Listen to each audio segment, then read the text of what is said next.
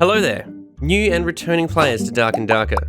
This is part 1 of 13 in a comprehensive beginners to intermediate video guide series. The series will be short, sharp, and to the point, and feature some of my lowbrow humour, but if you can stomach that, by the end of the series, you should have a good idea on how to play Dark and Darker confidently. Caveat before we begin, all information is based on Alpha Playtest 2, and is subject to change as the game evolves with updates over time. So take it easy on the comment section in 6 months' time from now. Bro, the thing is that hard damage, bro. What are you on about? You know nothing, bro. What the hell? I'm top little boat, bro.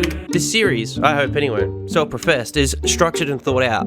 So do watch them from 1 through to 13. It's listed in a playlist and also has a companion piece image to show you where you are at. This is the end of the intro, and now the guide begins. Beginner's Guide. In finding this video, you probably already have an idea of what the game is, but not how to play it. I got you covered on the how to play part. However, if you're not initiated, I'll explain the game in pill form before we begin. For the TikTok generation out there with a very short attention span, welcome to the real world. This would be short, sharp, and sweet, so we can get onto that meat of the video, how to play. What is Dark and Darker? Well, it's an extraction dungeon raider. I jokingly called it Escape from Dungeons and Dragons at times, but it's hardly derivative of Escape from Tarkov.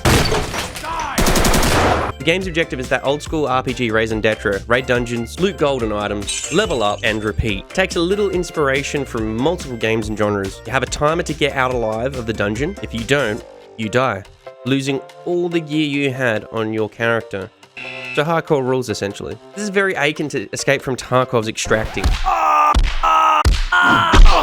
There's a battle royale zone that closes in on the map. The game, however, does not really feel like a battle royale. What the zone does is provide a sense of urgency and keeps the game flowing and prevents people idling on the maps. The rest of the game's inspiration feels like an old school FPS meets an RPG. The game seems to take a lot of old tried and true ideas and takes them somewhere else new.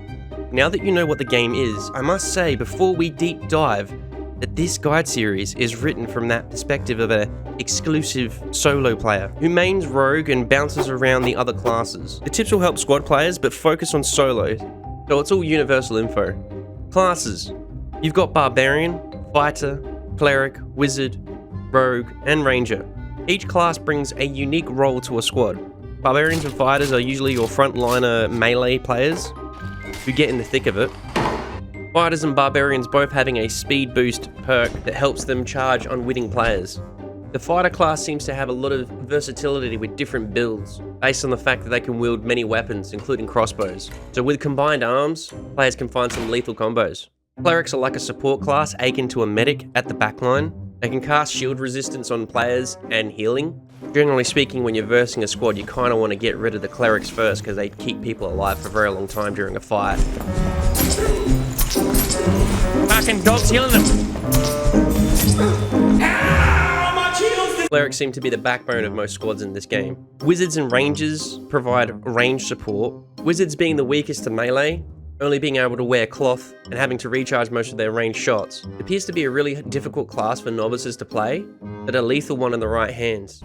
As you can see some interesting plays with haste, invisibility spells, and then coming out of invis, using a lethal fireball on someone in a surprise attack. Rangers. Their main weapons are longbows, which are like snipers, recurve bows, which are like assault rifles, and short bows, which are like machine guns. I won't say too much on the class yet, because it seems like the developers are changing a lot about it from the balance department. The most lethal use of a ranger is setting a trap on a door, and an unsuspecting player landing on it, and then you just finish them off.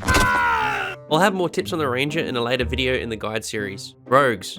Now this is the stealth class. There's a lot of different ways to approach this class, and it can be quite a heavy hitter with a pocket cleric. You know, someone in your side healing you. Especially if you're wearing a strong leather armor and max out a rapier with the bleed ability. People tend to argue that this class is OP. On paper it really isn't. It has low HP, very vulnerable to getting one tap, but if you play it very smart and carefully and strike at the right moment, whether you're doing stealth plays or working in tandem with a cleric, the rogue can be really lethal in the right hands. It's kind of one of those difficult to master classes, but once you're really good at it, it's a really fun class to play. Especially for solos, it gives you a lot of options. There'll be more on the rogue in this video later in the series. Stats, like in any RPG, play a big role with your character's success. After selecting a class with their predetermined base stats, you increase your points over time by accumulating gear that boosts your stats. There are 5 base stats. Each stat boosts attributes. Agility points boost movement speed, which helps with dodging or outrunning opponents. Action equip and interaction speed, which is equipping items and opening, shutting world objects like doors and chests. Shit. Really important for those escapist builds.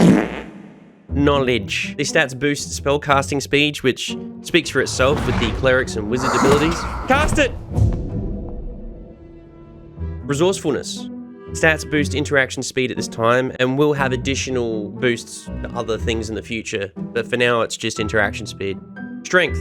Health and physical power.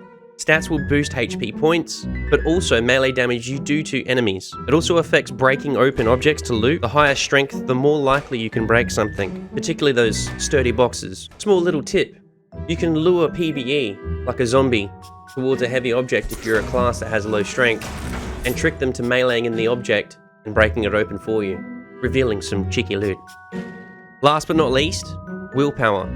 Magic resistance and magic power. With resistance, you naturally take less damage, and magic power increases the potency of your casts. All stats have a baseline of 15. For example, if your character is a rogue, you by default have 8 strength, as it's a class focused on stealth, so the class has 84 default HP. The fighter class has 15 strength, giving the class a full 100 HP.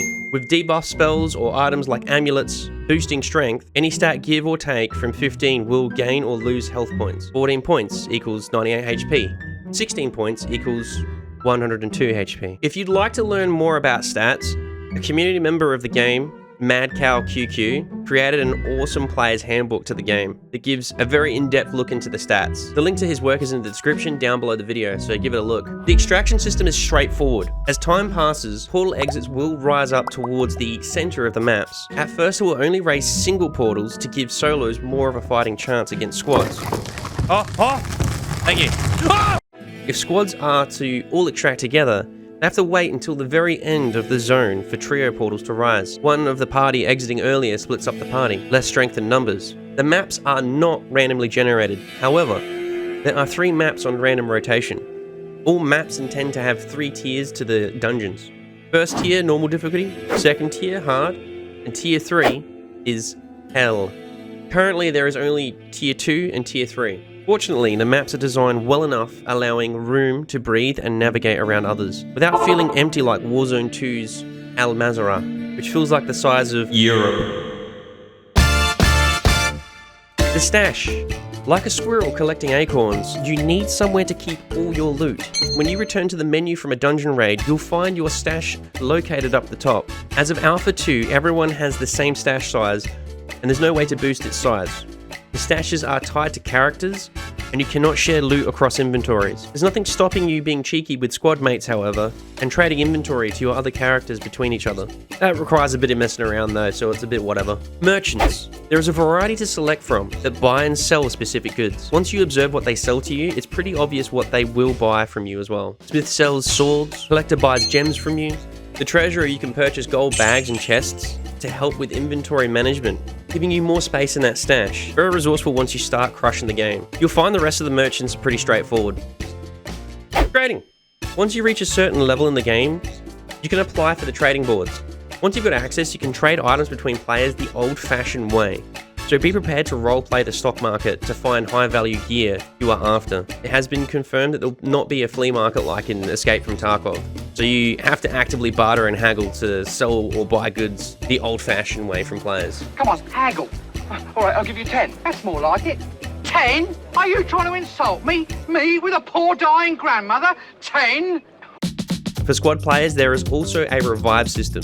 You can collect a soul from your dead teammate's body and take it to an altar for resurrection. You just have to protect one another when reviving though. I think they lost one of them.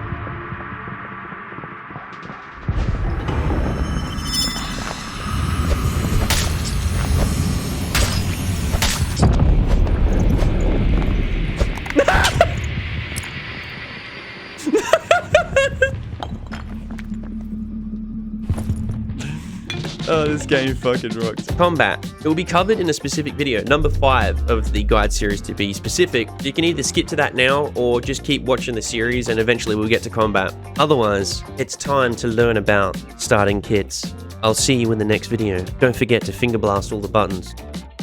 You should press the button.